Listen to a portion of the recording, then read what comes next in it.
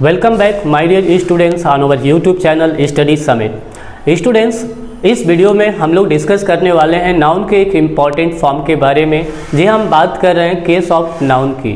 हम आपको बताते हैं कि केस ऑफ नाउन क्या होता है, केस ऑफ नाउन्स के कौन कौन से इम्पॉर्टेंट काइंड्स होते हैं, और साथ ही साथ हम आपको कुछ ऐसे लास्ट में इम्पॉर्टेंट ट्रिक्स बताने वाले हैं जिससे आपको मदद मिलेगी किसी भी सेंटेंस से केस के काइंड्स को फाइंड आउट करने में, आइडेंटिफाई करने में। तो चलिए बिना देर के शुरू करते हैं इस टॉपिक को।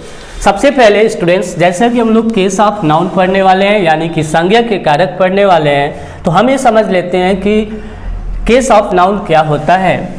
अकॉर्डिंग टू मीन्स के अनुसार द फंक्शन मीन्स कार्य के ऑफ नाउन्स, यानी नाउन्स जो होते हैं उनके कार्य के अनुसार वी हैव डिवाइडेड देम, हमने क्या किया है, नाउन्स को बांट दिया है, विभाजित कर दिया है इनटू 3 डिफरेंट फॉर्म्स, अलग अलग 3 रूपों में, आर कॉल्ड नाउन केस, और उन्हीं 3 रूपों को हम नाउन केस कहते हैं। तो चलिए हम देखते हैं अब कि वे कौन कौन से केस के काइंड्स हैं और वे क्या हैं, उनके बीच डिफरेंस क्या है। सो स्टूडेंट्स, सबसे पहला जो काइंड्स होता है नाउन केस का वह है नॉमिनेटिव केस, दूसरा है ऑब्जेक्टिव केस, और तीसरा है पजेसिव केस। अब पहला जो है नॉमिनेटिव केस, इसको हिंदी में हम कहते हैं कर्ता कारक, हिंदी में इसे कर्ता कारक कहते हैं। और नॉमिनेटिव केस का एक दूसरा नाम भी है जो है सब्जेक्टिव केस, इसे सब्जेक्टिव केस भी कहा जाता है।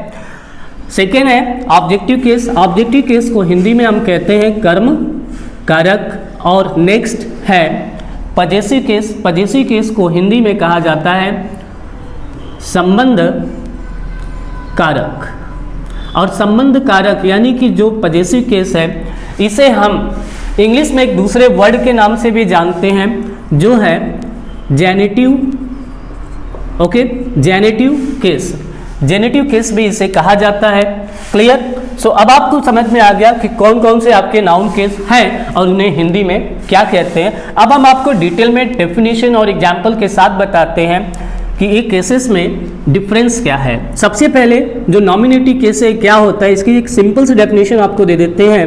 वह है a noun that is used as subject, a noun that is used as subject in the sentence is called nominative case, nominative case, okay। Nominative case क्या होता है, अ नाउन, एक नाउन दैट जिसे कि इज यूज्ड मीन्स प्रयोग किया जाता है, एक नाउन जिसे कि आप प्रयोग करते हो एज मीन्स के रूप में, सब्जेक्ट यानी सब्जेक्ट के रूप में, इन द सेंटेंस अपने स्टेटमेंट में, अपने वाक्य में, इज कॉल्ड, उसे कहते हैं नॉमिनेटिव केस। यानी कि एक नाउन जिसका प्रयोग सब्जेक्ट के रूप में किया जाता है किसी सेंटेंस में, उस नाउन को हम कहते हैं नॉमिनेटिव केस या सब्जेक्टिव केस कहते हैं। ओके, एग्जाम्पल देख लेते हैं। एग्जाम्पल हो गया जैसे बॉयज आर ईटिंग, लड़के खा रहे हैं। बॉयज आर ईटिंग, लड़के खा रहे हैं, तो इसमें सब्जेक्ट कौन सा है, सब्जेक्ट है बॉयज, तो जो सब्जेक्ट का कार्य करता है नाउन, ओके, इसे हम क्या कहते हैं, नॉमिनेटिव केस कहते हैं। Clear?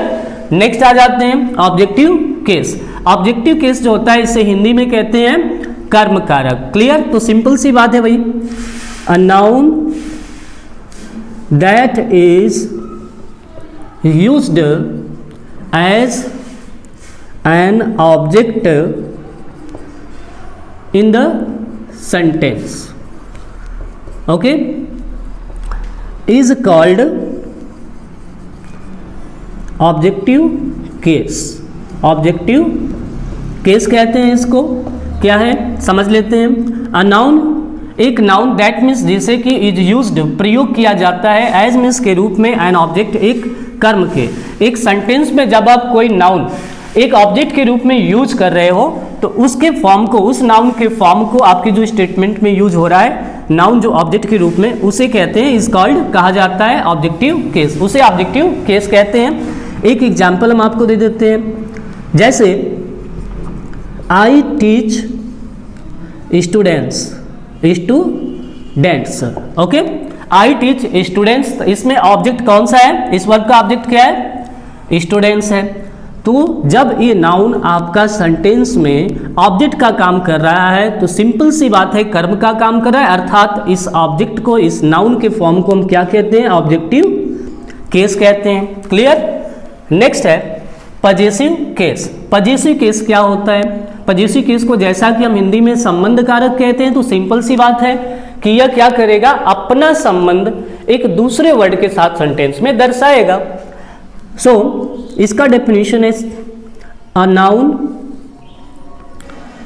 That shows it's relation or relationship with other words in the sentence is called possessive case। possessive case, okay. क्या मतलब है? अ नाउन एक ऐसा नाउन दैट शोज, जो दर्शाता है, जो दिखाता है या बताता है, इट्स रिलेशनशिप, अपने संबंध को, विथ अदर वर्ड्स, अन्य शब्दों के साथ, इन द सेंटेंस, एक वाक्य में। यानी कि जब भी आप कोई ऐसा नाउन यूज कर रहे हो जो अपना संबंध एक दूसरे नाउन के साथ या दूसरे वर्ड के साथ संबंध दर्शा रहा है, तो उसको हम क्या कहते हैं, इज कॉल्ड, उसे कहा जाता है पजेसिव केस कहते हैं। कैसे? एग्जाम्पल देख लो, जैसे हो गया I know children's father, I know children's father, मैं बच्चों के पिता को जानता हूं, मैं बच्चों के पिता को जानता हूं। भाई किसके पिता को आप जानते हो? किसका संबंध दर्शाया जा रहा है? पिता से बच्चों का। तो चिल्ड्रन क्या हो गया? ये संबंध दर्शा रहा है, सिंपल सी बात है भाई, तभी पजेसिव केस हो जाएगा। अब चलिए हम आपको कुछ और भी इंपॉर्टेंट चीजें बताते हैं, जिसके जरिए आप किसी भी सेंटेंस से बहुत ही आसानी से पिक आउट कर सकते हैं केस को, और बता सकते हैं कि एक नॉमिनेटिव केस है, ऑब्जेक्टिव केस है या पजेसिव केस है। ओके, तो चलिए कौन सा ट्रिक होता है। सबसे पहले ध्यान रखिए कि किसी भी सब्जेक्ट को फाइंड आउट कैसे किया जाता है। किसी भी सब्जेक्ट को फाइंड आउट करने के लिए आपके पास दो वर्ड होते हैं, एक हु होता है, एक व्हाट होता है। व्हाट का प्रयोग नॉन लिविंग के लिए किया जाता है और लिविंग के लिए हु का प्रयोग करते हैं। कैसे? देख लीजिए, जैसे है pen is blue, pen is blue. अब वर्ब जो है इज, इसके साथ क्वेश्चन कर लो आप लोग, ठीक है, और मुझे बताओ कि सब्जेक्ट कौन सा है। Pen is blue, okay, who is blue और व्हाट इज ब्लू, पेन। तो आपको क्या मिल गया? सब्जेक्ट मिल गया, और एक क्या है? नाउन है जो सब्जेक्ट का काम कर रहा है, इसे हम क्या कहेंगे? नॉमिनेटिव केस कहेंगे। ओके है। इसी तरह से जैसे यहाँ पे मैंने एग्जाम्पल लिखा था बॉयज आर ईटिंग, लड़के खा रहे हैं, तो यहाँ पे भी आप क्वेश्चन करके फाइंड आउट कर सकते थे सब्जेक्ट को। कैसे? हु आर ईटिंग, कौन खा रहा है? बॉयज खा रहे हैं। तो सिंपली आपको सब्जेक्ट मिल गया, और ये नाउन है, इसलिए ये नाउन का नॉमिनेटिव केस हो गया। आई होप आप क्लियर है यहाँ पे। तो नेक्स्ट देख लेते हैं, यहाँ पे ऑब्जेक्टिव केस है। ऑब्जेक्टिव केस को फाइंड आउट करने के लिए आपको हम एक वर्ड देते हैं, वो है हुम, यानी कि किसको। ओके, एग्जाम्पल देख लो इसके लिए भी, जैसे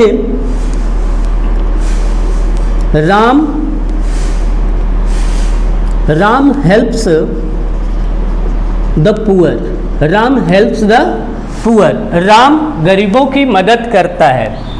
हुम हेल्प्स, किसकी मदद करता है? हुम हेल्प, किसकी मदद करता है? द पुअर, गरीबों की मदद करता है। तो ये आपको क्या मिल गया यहाँ पे? यहाँ पे एक ऑब्जेक्ट मिल गया आपको, और ऑब्जेक्ट का कार्य कौन कर रहा है? एक नाउन कर रहा है, तो इसको भाई क्या कहेंगे आप? एक ऑब्जेक्टिव केस कहेंगे। ओके है। चलिए नेक्स्ट है आपका पजेसिव केस। पजेसिव केस को फाइंड आउट करने के लिए मैं सबसे पहले आपको बता दूं कि पजेसिव केस का जब भी आप हिंदी निकालोगे तो इसकी हिंदी आएगी का के की। का के की इसकी हिंदी आएगी। हमेशा अपने माइंड में इस बात को बैठा लो आप लोग। और इसे फाइंड आउट करने के लिए आपको क्या करना होगा, आपको एक सिंपल सा ट्रिक बताते हैं। इसके लिए आपको एक वर्ड है हुज, यानी कि किसका, किसका का क्वेश्चन करना होगा।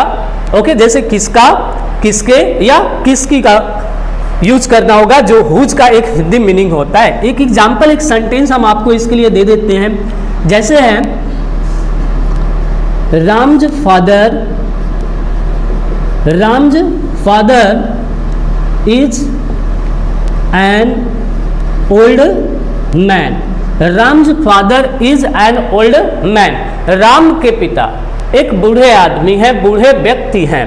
सो हुज फादर या हुज किसके भाई, राम के। ओके, तो राम के ये क्या हो गया, ये क्या कर रहा है, ये अपना संबंध फादर के साथ दूसरे वर्ड के साथ दर्शा रहा है। तो ये आपका हो गया पजेसिव केस।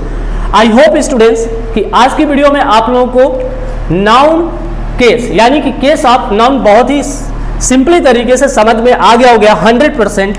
यदि आपको कोई डाउट हो या आपको हमारी वीडियो पसंद आई हो तो आप कमेंट बॉक्स में जरूर बताइएगा। साथ ही साथ हमारे वीडियो को लाइक करिएगा और आगे के वीडियोस पाने के लिए आप हमारे चैनल को सब्सक्राइब जरूर कर लीजिए। सो आज की वीडियो में बस इतना ही। Thank you for watching my video. See you in the next